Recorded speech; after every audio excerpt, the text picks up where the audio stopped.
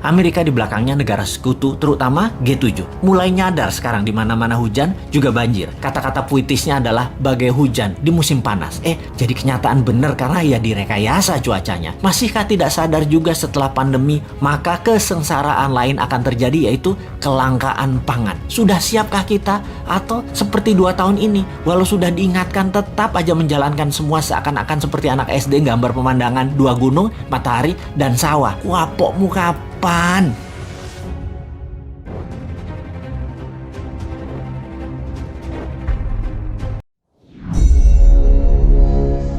Beberapa bulan yang lalu, Bosman sudah mengatakan bahwa perang melawan globalis ini masih panjang, masih lama, dan memerlukan daya tahan atau endurance yang panjang. Menghemat tenaga, menghemat amunisi, dan cerdik merupakan langkah yang dibutuhkan. Bukan pinter loh ya, cerdik. Pinter itu bisa hafalan di sekolah, itu pinter. Mengikuti ilmu yang diberikan oleh guru, oleh dosen di kampus, itu pinter. Kita sekarang juga pejabatnya orang pinter semua. Saking pinternya cetak uang dibilang inflasi. Ngutang asing itu benar, bergantung dolar itu benar. Lalu kerjasama dengan negara komunis yang penuh tipu daya dibilang benar. Dan bergantung pada investasi asing itu benar. Dan genre berpikir begitu saat ini berkuasa mutlak mengatur negeri ini. Jadi yang di atas tinggal gampang, cuman bagi sembako sama kunjungan-kunjungan. Itu pinter pejabatnya namanya. Pinter minteri atasan, sama pinter bodohi rakyatnya. Sementara yang dimaksud cerdik di sini adalah street smart, orang yang memakan pengalaman hidup yang keras, makan jalanan, terantuk-antuk hidupnya, namun mantulnya lebih tinggi dari jatuhnya. Di atas orang cerdik ada lagi orang bejo atau orang beruntung. Nah, lebih enak lagi gabungan keduanya sebagai pemimpin. Sudah bejo, cerdik lagi, itu baru pantas jadi pemimpin yang mengatur perang melawan globalis cabal. Oh iya,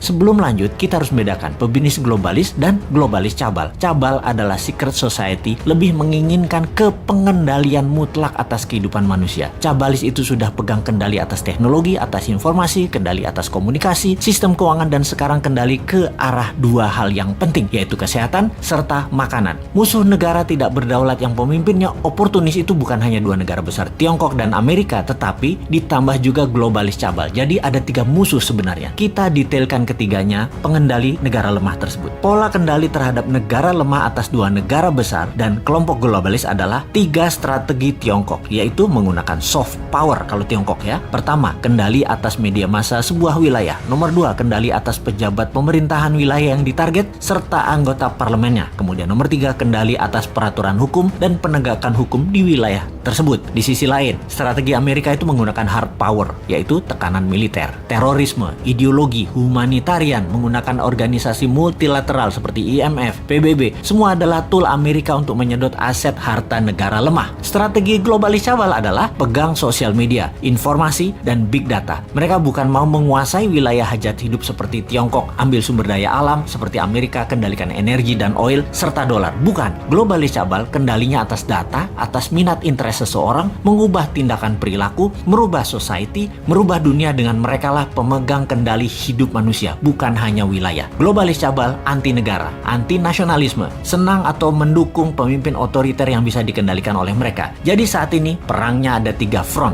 Tiongkok, Amerika, dan globalis cabal. Globalis saat ini pegang kendali atas big farmasi atau perusahaan obat-obatan besar serta kesehatan. Alat tes COVID, virus COVID, dan vaksin adalah satu paket globalis cabal yang punya. Sistemik sekali kerja mereka, didesain panjang sejak 15 tahun yang lalu. Detail, rinci, terarah, lengkap dengan perang medianya, desain ketakutannya, dan alat yang disebut COVID atau virus yang sedikit lebih mematikan dibandingkan flu itu. Bahkan vaksin buat para petinggi big farmasi atau elit globalis cabal beda dengan yang dikasih ke masyarakat. Pastinya yang di masyarakat itu mengandung merkuri. Ini kata data intelijen pertahanan internasional loh ya, mudah-mudahan data ini salah. Vaksin globalis paling nggak suka dengan imunoterapi atau imunodulator, peningkatan imunitas yang dipakai untuk melawan mereka. Karena tidak bisa didata, tidak bersertifikat. Mereka globalis cabal yang perlu bukan hanya vaksinnya laku, PCR antigennya laku, sebaran virusnya cepat dan meluas, tapi data itu tidak kalah penting bagi mereka. Globalis menyarankan pakai masker dan lockdown di banyak wilayah sesuai dengan saran versi globalis. Semua sudah dibuat protokolnya sehingga efeknya perangnya panjang.